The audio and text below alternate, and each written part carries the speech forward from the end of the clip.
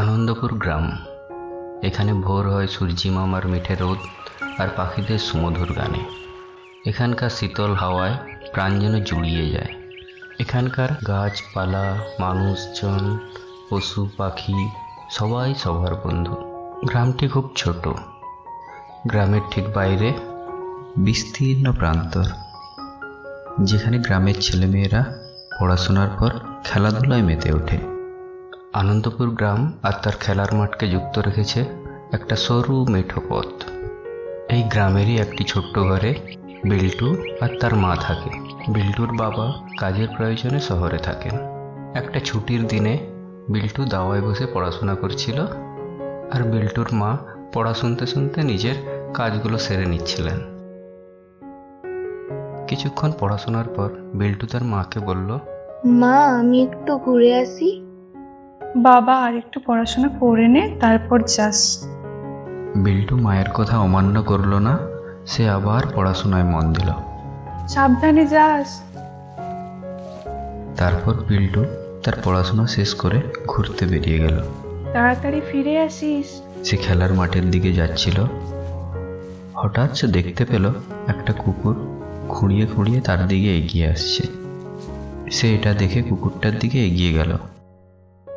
তারপর সে কুকুরটাকে কোলে তুলে নিয়ে তার বাড়ির দিকে রওনা দিল।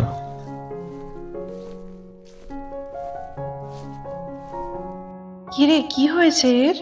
দেখো, কুকুরটা না কেমন খুঁড়িয়ে খুঁড়িয়ে হাঁটছিল, ঠিক করে চলতে পারছিল না, তাই একে আমি নিয়ে এলাম। ঔষধ লাগিয়ে ভালো করে ব্যান্ডেজ করে দিতে হবে। দেখিস, কিছুদিন পর ওর পা ঠিক হয়ে যাবে, তারপর আবার ভালোভাবে চলতে পারবে। এখন ও একটু বিশ্রাম করুক। এরপর কিছুদিন কেটে যায়। দেখতে দেখতে কুকুরটাও সুস্থ হয়ে ওঠে। সে হাঁটতেও পারে। কুকুরটাকে সুস্থ হতে দেখে বিল্টু খুব খুশি হয়ে যায়। কুকুরটাও আনন্দে লাফাতে থাকে। তারপর তারা ছুটতে ছুটতে খেলার মাঠের দিকে বেরিয়ে গেল। কুকুরটাও লাফাতে লাফাতে তার পেছন পেছন চলল। গ্রামের এক প্রান্তে একটা পুরনো কুয়ো ছিল। তারা অন্যমনস্কভাবে ছুটতে ছুটতে যাচ্ছিল।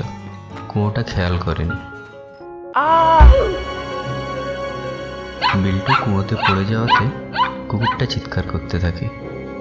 সে কোথাও থেকে একটা গাছের ডাল নিয়ে আসে ও সেটা দিয়ে সে বিল্টুকে তোলার চেষ্টা করে, কিন্তু পারে না। তারপর সে তার বাড়ির দিকে ছুটে যায়।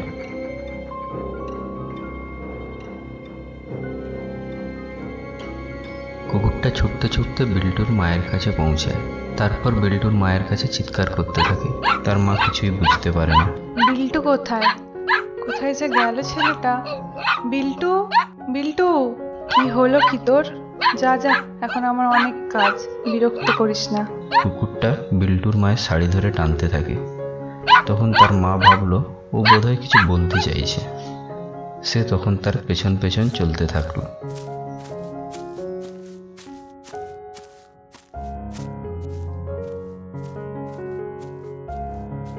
তারপর দেখলো কুকুরটা কুয়োর দিকে এগিয়ে যাচ্ছে। বিল্টুর মা কুয়োর কাছে গিয়ে ভেতরে তাকিয়ে দেখলো যে বিল্টু কুয়োর বাবা, মধ্যে। কিভাবে পড়ে গেলি তুই এখানে? সে তার মাকে বলতে লাগলো কিভাবে পড়লো সে। সব কথা শোনার পর তার মা বলল, আচ্ছা বাবা, তুই একটু অপেক্ষা কর, আমি কিছু একটা ব্যবস্থা করছি।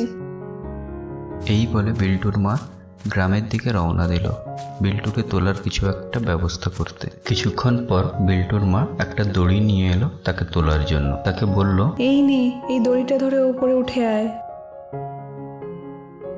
বিল্টু সেই দড়িটা ধরে উপরে উঠে আসে। তারপর তারা সবাই খুশি হয়, মুখে হাসি ফুটে ওঠে। সবাই মিলে একসঙ্গে বাড়ি ফিরতে থাকে। আরে বাবা, তোরা আসতে যা, পড়ে যাবি যে।